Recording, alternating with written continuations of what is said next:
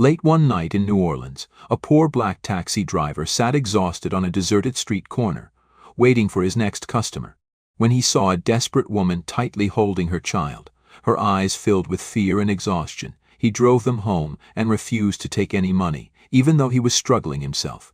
A few hours later, he unexpectedly received a phone call from a stranger. The woman's family was deeply grateful, and his act of kindness was about to lead him to an opportunity he had never seen coming. Late at night, in the dimly lit streets of New Orleans, the city still pulsed with live music from distant bars, the occasional burst of laughter from alleyways, and the quiet hum of passing cars. But for Darius Coleman, the world had shrunk to the suffocating confines of his taxi, the only thing keeping him afloat in a life that seemed to be slipping further out of reach. The bills were piling up, the rent was overdue, and every mile he drove felt like another step deeper into a pit he couldn't climb out of. Still he kept going. What choice did he have? The rain had stopped a few hours ago, leaving the streets slick and shining under the flickering streetlights. As Darius navigated through the nearly deserted roads, his phone buzzed on the dashboard a new fare request. He glanced at the screen. The location was an unfamiliar street on the outskirts of the city, near a rundown motel where he usually avoided picking up customers. But a fare was a fare, and he couldn't afford to be picky. When he pulled up, he expected to see the usual drunk tourists, shady characters looking to score a ride somewhere they shouldn't be. Instead, standing under the weak glow of a street lamp, clutching a small child in her arms, was a woman who looked like she had just lost everything. She wasn't dressed for the cold, her thin sweater clung to her shivering frame, and the little boy, no older than 3, buried his face in her shoulder, his tiny arms wrapped around her neck as if she was the only thing keeping him safe in the world. Darius rolled down the window, his deep voice cutting through the silence. "You call a cab." The woman hesitated, as if she wasn't sure whether to get in. Her eyes were swollen from crying, her lips parted slightly, as though words had failed her. Finally she nodded. Yeah, I did." Her voice was barely above a whisper. She opened the door and slid into the back seat, cradling the boy against her. As Darius pulled away from the curb, the silence between them grew heavy. He had driven plenty of people in his time, businessmen too busy on their phones to acknowledge him. Drunken couples arguing over nonsense, rowdy college kids treating his car like a personal party zone, but this was different. This woman wasn't just another passenger. She was running from something. He glanced at her through the rearview mirror. "You okay?" The question must have startled her. She blinked rapidly, as if realizing for the first time that she wasn't invisible. Yeah. Just a rough night." Darius didn't push. If she wanted to talk, she would. Instead, he focused on the road, navigating through the empty streets toward the address she had given him. Every so often, he'd steal another look in the mirror. Her hands trembled as she stroked the boy's hair, whispering something to him that Darius couldn't hear. The ride was short, only 15 minutes, but when they arrived, she didn't move right away. She just sat there, staring at the worn-down apartment building in front of her, like it was the last place she wanted to be. Then, with a deep breath, she reached into her pocket. I don't have enough," she admitted, her voice barely holding together. "I thought I did, but..." Darius knew this moment well. The hesitation, the shame, the quiet, desperate hope that maybe, just maybe, the world wasn't as cruel as it had been all night. He exhaled slowly, tapping his fingers on the steering wheel. "Don't worry about it."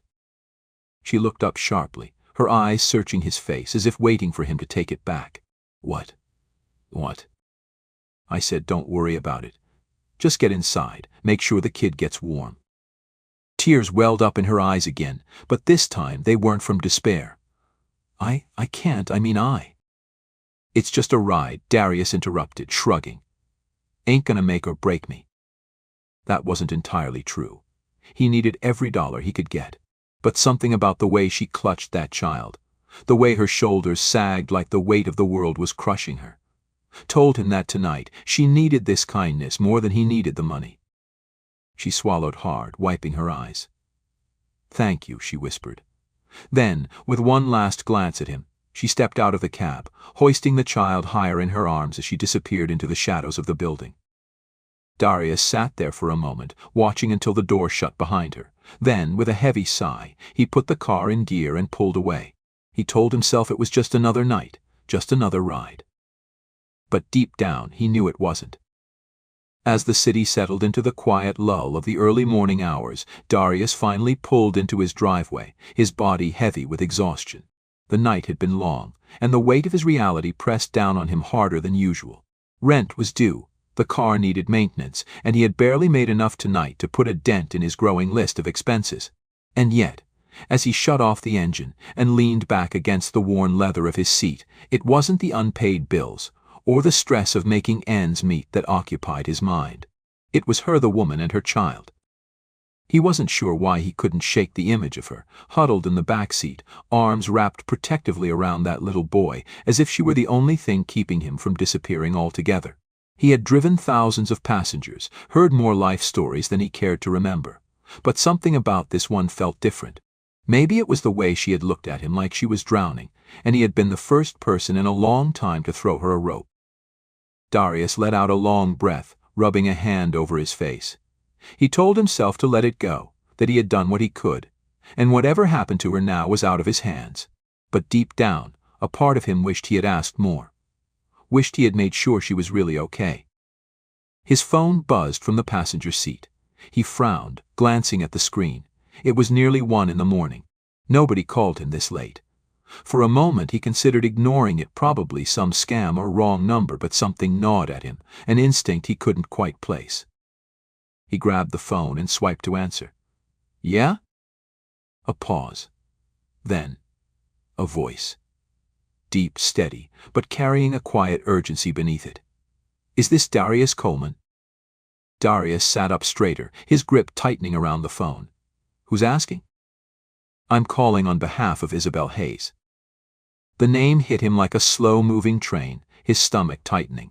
He hadn't expected to hear from her again, much less have someone calling in her place. His mind raced through worst-case scenarios. Had something happened to her? To the kid? "She's safe," the voice continued, as if reading his thoughts. "But there's something important we need to discuss." Darius's pulse kicked up a notch. "Who the hell is this?" "My name is Leonard Hayes." A beat of silence followed. Then the man added, "I'm Isabel's uncle." Darius's brows furrowed. Uncle. The way she had looked that night. The desperation in her voice, she sure as hell hadn't seemed like someone with family to call. "She told us about what you did for her," Leonard continued.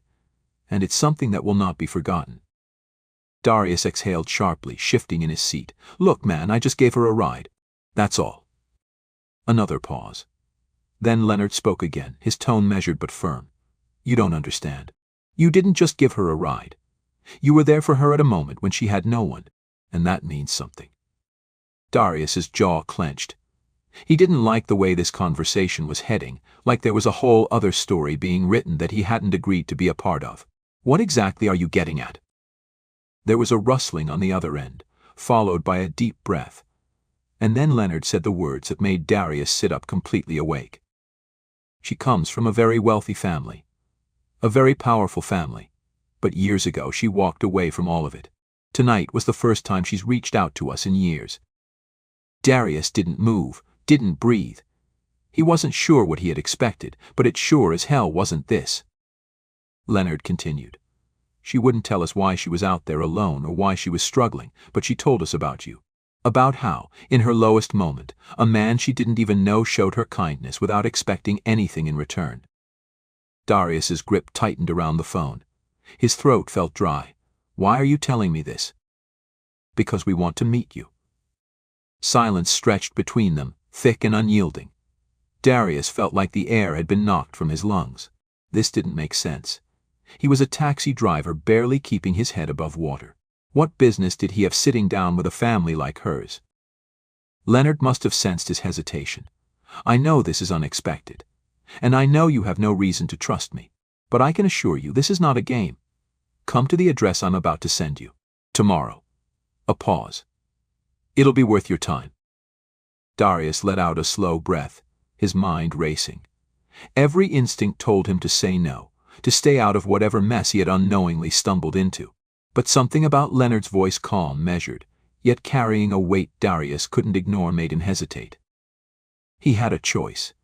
He could pretend none of this had happened, go back to his life of scraping by, of taking fares and living paycheck to paycheck. Or he could step into something unknown, something bigger than himself. Before he could overthink it, Darius muttered, "Fine."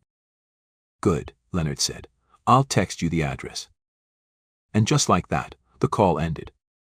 Darius sat in silence, the hum of the city outside his window the only sound filling the room. He stared at the phone, at the message that popped up a second later with an address in Garden District, one of the wealthiest parts of New Orleans. He should have ignored the call, should have gone to bed and forgotten about all of this. But it was too late now. He was already in. The next morning, Darius found himself standing outside a mansion that looked like it had been ripped straight from a movie set. Garden District. He had driven past places like this before, chauffeuring the rich and privileged, but he had never imagined he'd be standing at the doorstep of one. He adjusted his jacket, suddenly hyper-aware of how out of place he must look. His boots were scuffed, his clothes weren't designer, and the exhaustion from years of grinding just to survive sat heavy in his bones.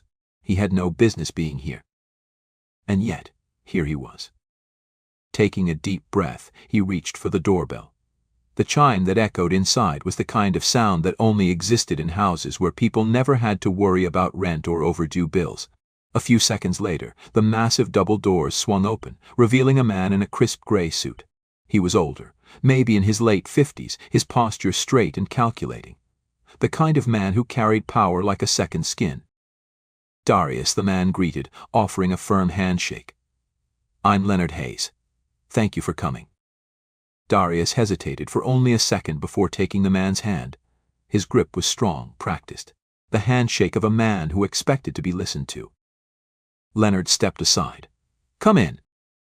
Darius took a cautious step over the threshold, his eyes scanning the interior. The sheer opulence of the place made his stomach tighten. Expensive artwork lined the walls, chandeliers hung from high ceilings, and polished floors stretched out beneath his feet like a stage he had no business standing on. He could practically smell the money in the air. He followed Leonard through the foyer and into a vast sitting room, where Isabel was waiting. She looked different, not in the way money changed people, but like she had found her footing again. Gone was the trembling woman from the back seat of his cab. Her hair was neatly pulled back, her clothes were clean, and though there was still a heaviness in her eyes, she no longer looked like she was carrying the weight of the world alone. She stood as he entered, her hands clasped in front of her. "Darius," she said softly, "I'm so glad you came." Darius gave a small nod, unsure what to say. He wasn't used to people looking at him like this, like he had done something extraordinary. Leonard motioned for him to sit, taking the chair opposite him. Isabel sat beside her uncle, her fingers gripping the fabric of her dress like she was trying to keep herself anchored. "You're probably wondering why we asked you here," Leonard said, his voice calm, deliberate. Darius leaned back slightly, crossing his arms. "Yeah, that'd be nice to know." Leonard studied him for a moment, then exhaled. "Our family has been through a lot." His gaze flickered toward Isabel, "and despite what it might look like from the outside, we've had our fair share of loss." Darius said nothing, waiting. Leonard continued. "Isabel walked away from all of this years ago. She had her reasons that he paused, choosing his words carefully, that we didn't fully understand at the time. But last night, after everything, she reached out to us. And when she did, she told us about you." Darius shifted in his seat, uneasy with the weight of their attention.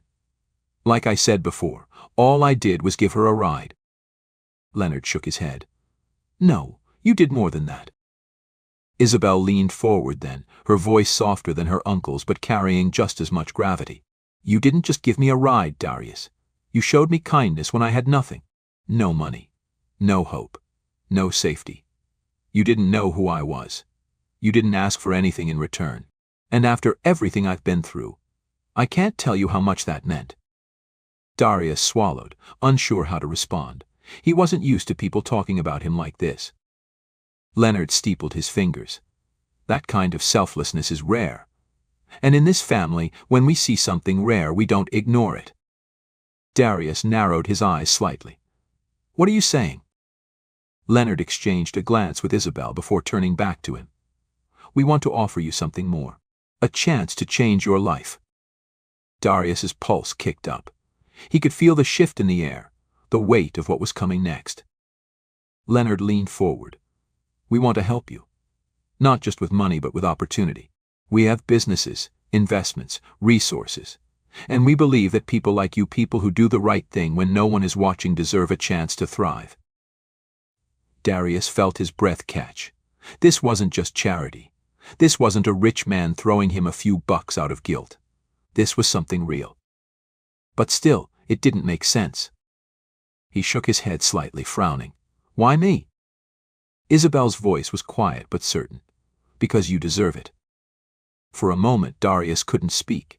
He had spent his whole life working twice as hard to get half as far.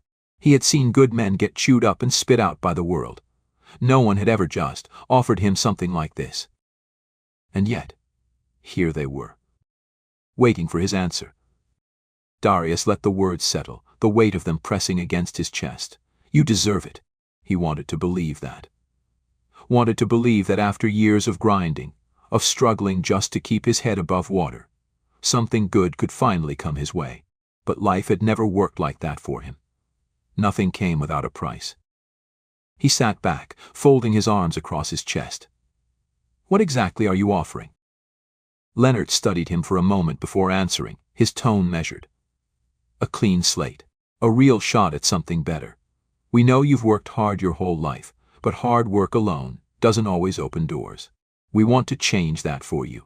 He paused, as if gauging Darius's reaction before continuing. We'll take care of your debts, wipe them out completely. And in return, we want you to work for us. Darius's jaw tightened. There it was. The catch. He had known it was coming. Nothing in this world was free, not for people like him. He kept his voice steady. Work for you, how? Leonard leaned forward. One of our companies manages a fleet of vehicles, logistics, transport, corporate services. We need someone reliable, someone with experience in handling operations. You know cars. You understand the grind. You could start in fleet management, work your way up if you want. Real salary, benefits, stability. Darius let out a slow breath, his mind racing. It was a damn good offer. More than anything he had ever been given a chance at. And yet, something gnawed at him. Something deep and bitter that had been carved into him after years of being looked at a certain way. His eyes flicked between them. Why me? He turned to Isabel. Because I gave you a ride? Didn't charge you a fare? That's all it takes to get handed a new life. His tone came out sharper than intended, frustration and suspicion creeping in. Isabel flinched slightly, but Leonard didn't blink. He simply exhaled, as if he had expected the reaction. No, Darius, it's not just about that.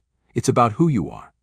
What you did for Isabel wasn't just some random act. You saw someone in need and helped, not because you expected something.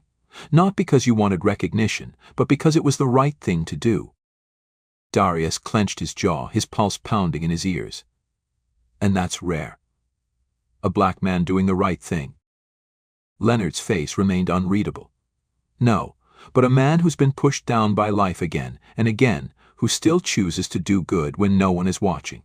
That's not just rare, Darius. That's worth investing in. Silence stretched between them, thick with unspoken truths.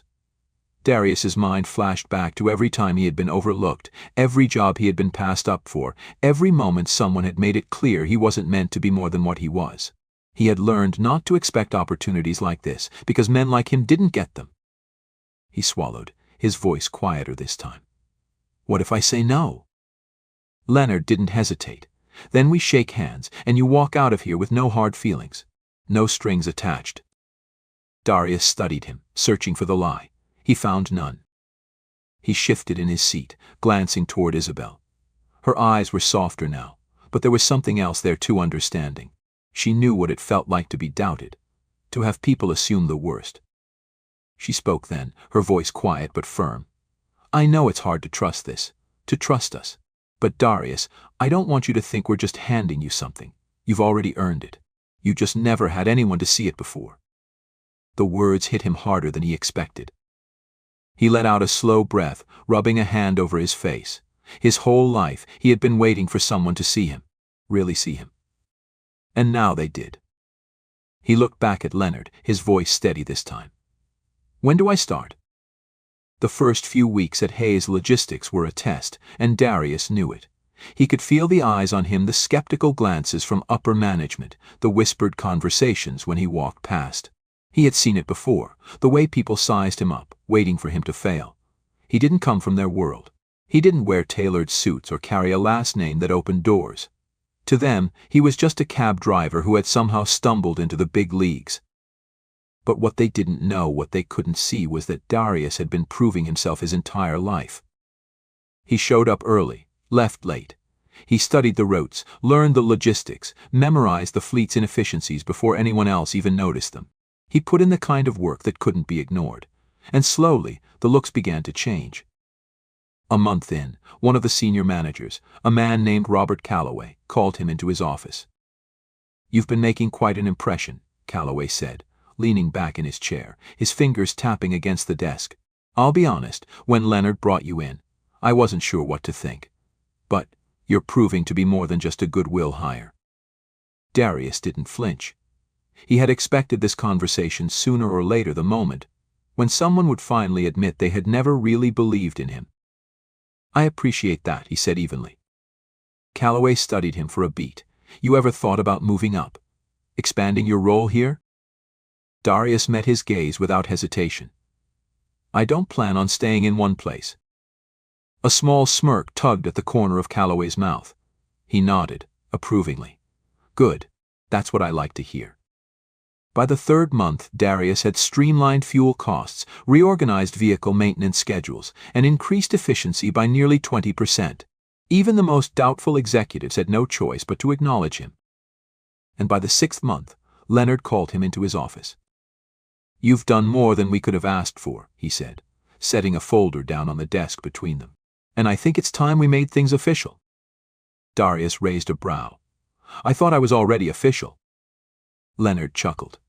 "You are. But I'm talking about something bigger." He slid the folder across the desk. "I want you to take over as Director of Fleet Operations." Darius's hands hovered over the folder, his mind momentarily blank. This wasn't just a promotion. This was a career, a future. He exhaled, shaking his head slightly. "This is a lot." Leonard smiled. "You earned it." The words settled in, sinking deep. This time he believed them. A year later, Darius sat in his office, looking out at the city skyline. His nameplate sat on the desk, a tangible reminder of how far he had come. The struggles, the long nights, the moments of doubt, they had all led here. But the biggest change wasn't in his title or his salary. It was in how he saw himself. He had spent years believing that life wouldn't give him a way out, that no one saw him, that people like him had to fight for every scrap. And maybe, in a lot of ways, that was still true. But he had also learned that when opportunity knocks, you don't question why it's knocking for you. You answer. One night, as he was leaving work, his phone buzzed. A message from Isabel. "Thank you for what you did that night. You changed my life." Darius stared at the screen for a long moment before typing his response. "You changed mine too." He smiled as he put his phone away, stepping out into the night. For the first time in a long time, the future wasn't just something he survived. It was something he built. Join us to share meaningful stories by hitting the like and subscribe buttons.